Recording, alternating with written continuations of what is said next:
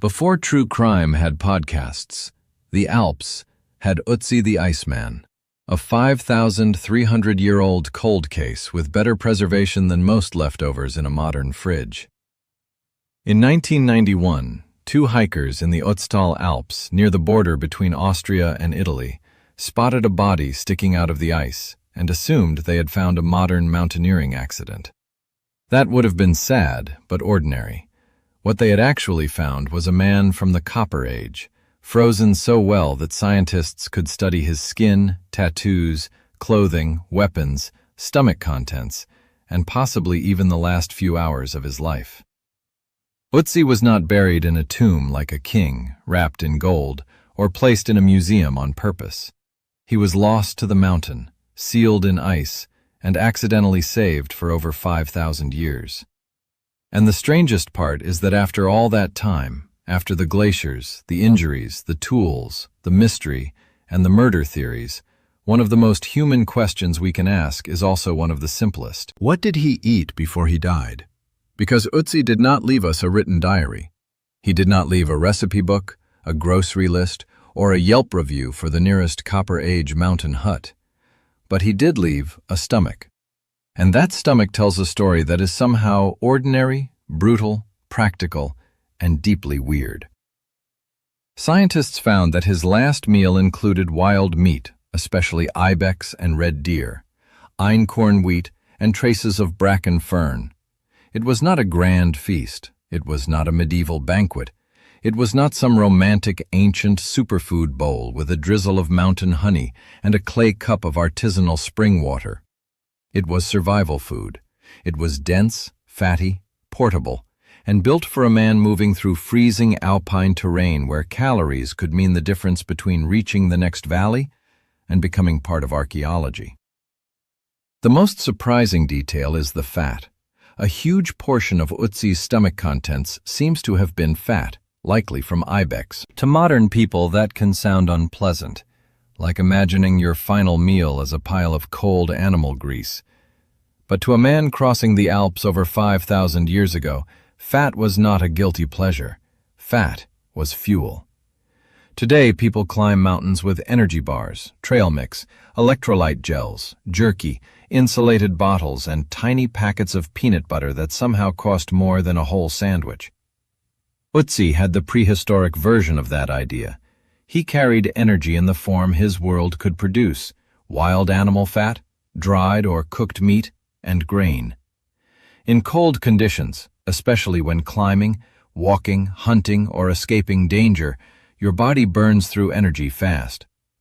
Fat has more than twice the calories per gram as protein or carbohydrate, so if you need a compact food source that does not take up much space, animal fat makes sense.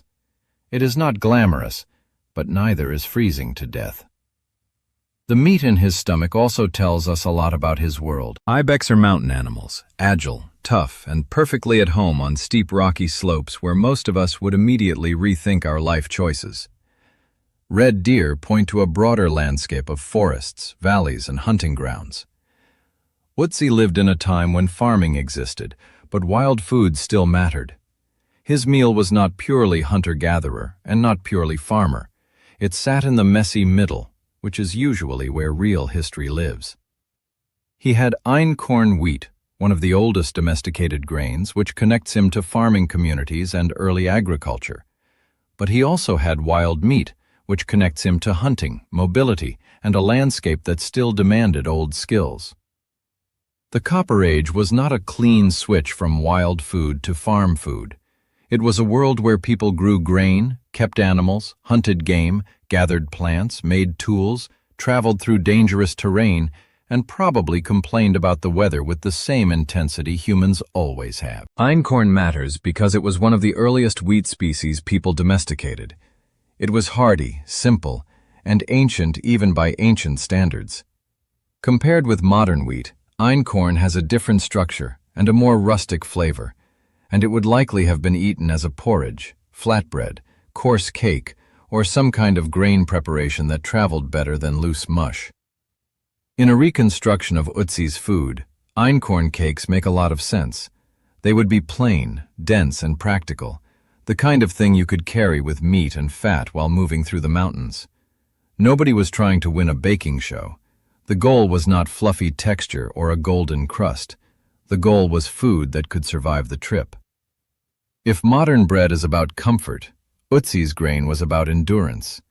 And then there is the bracken fern, which is where the meal starts to feel like a warning label. Bracken is a fern that can be toxic, and it is not something you should casually add to dinner because an ancient mummy happened to have traces of it. Scientists have suggested a few possibilities. Maybe it was accidentally mixed into the food. Maybe it was used to wrap meat or bread, leaving traces behind. Maybe Ötzi consumed it for some medicinal reason, possibly connected to parasites or digestion. Or maybe people in his world used plants in ways that made sense to them, but look risky to us now. That is one of the challenges of reconstructing ancient food. When you find a trace of something in a stomach, you know it was there, but you do not always know why. Was it an ingredient, a wrapper, a medicine, a contaminant, or a mistake? Archaeology can give us evidence, but it cannot always give us the conversation that happened before dinner. What makes Ötzi's last meal even more fascinating is that it was found in a body that also shows signs of violence. For years, people thought he might have died from exposure, trapped by weather in the mountains. But later scans revealed an arrowhead lodged in his shoulder. He also had injuries that suggest conflict, including a wound on his hand and trauma that may have happened around the time he died. In other words, this is not just a food story. It is a cold case where the final meal becomes part of the timeline. He ate a heavy, high-fat meal not long before death, and then something happened. Was he fleeing? Was he resting? Was he ambushed? Was he traveling with confidence, unaware that someone was following him? We do not know. But the stomach makes the mystery more intimate. It turns Ötzi from a specimen into a person. A man ate meat, fat, and grain. A man carried tools. A man climbed through the mountains. A man was wounded. A man died. And then the ice kept the evidence. His equipment makes the story even more vivid. Ötzi had a copper axe, which was an important and valuable object for his time. He had a longbow, arrows, a knife, containers, clothing made from animal hides, and gear designed for an alpine world. This was not some helpless wanderer who accidentally took a wrong turn after brunch. He was prepared. He understood the mountains. His clothing and tools suggest knowledge, planning, and access to skilled craft. His meal fits that same pattern. It was not random food. It was the kind of food a person might bring when the trip was difficult and the stakes were real. Imagine building a travel meal when there are no cans, no plastic bags, no refrigeration, no convenience stores, and no emergency granola bar at the bottom of your backpack. You need food that is portable, calorie-dense, and familiar. Meat can be dried or smoked. Fat can be carried. Grain can be baked into something sturdy. That is not primitive in the insulting sense. That is smart. It is technology, just not technology with a screen. The weird part is that Ötzi's meal sounds both ancient and strangely modern. Wild meat, ancient grain, high-fat energy, portable food, mountain travel. Put that on a matte black package today, call it Alpine Hunter Fuel, add a clean logo, and someone in Colorado would pay $14 for it. But Ötzi was not doing a trend. He was living inside the original problem that all travel food tries to solve.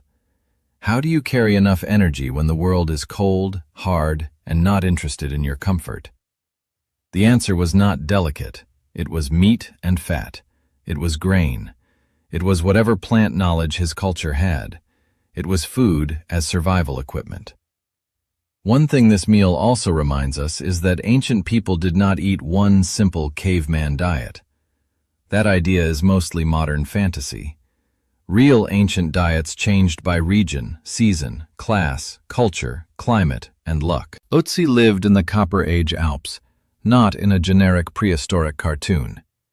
His world had agriculture, hunting, trade, tools, craft, and social conflict.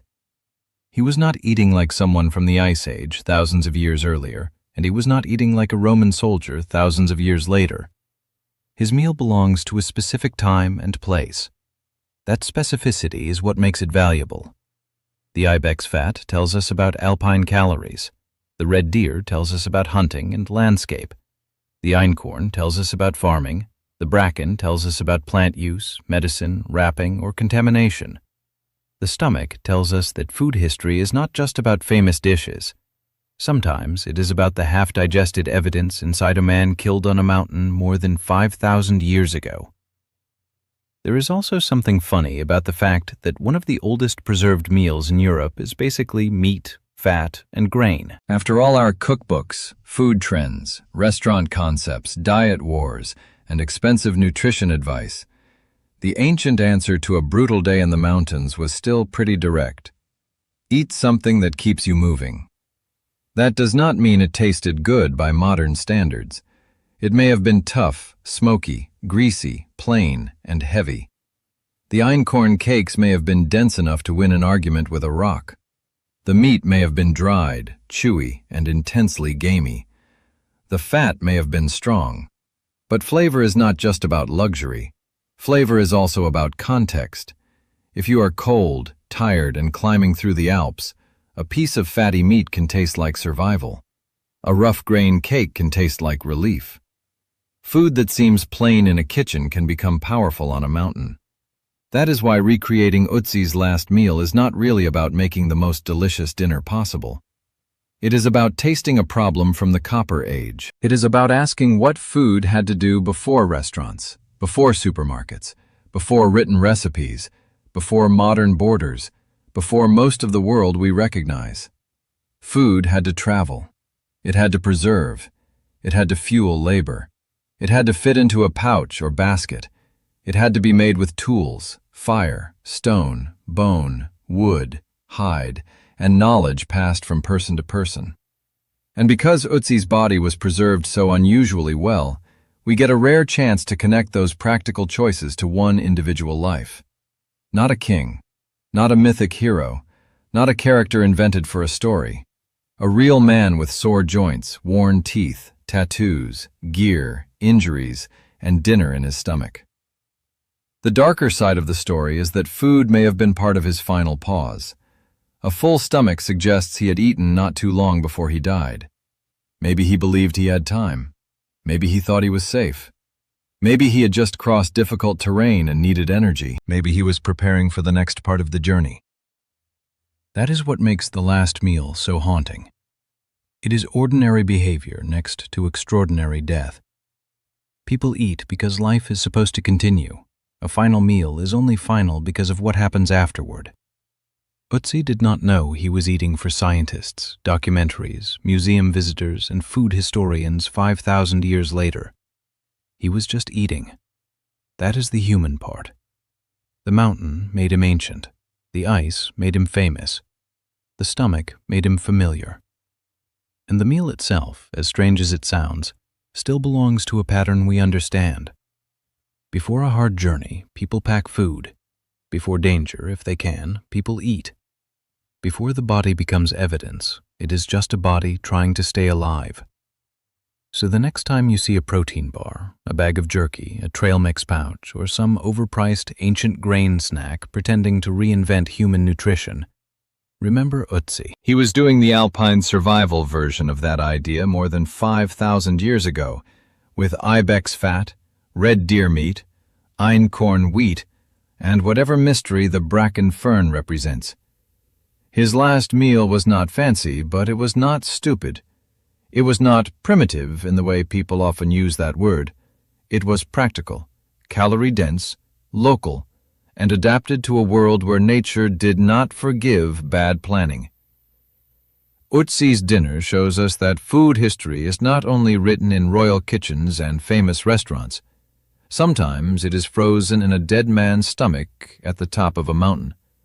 And sometimes the oldest recipe in the room is not really a recipe at all. It is a message from the past saying that before food became entertainment, identity, branding, comfort, or content, it was fuel for the next step. And for Ötzi the Iceman, That next step never came.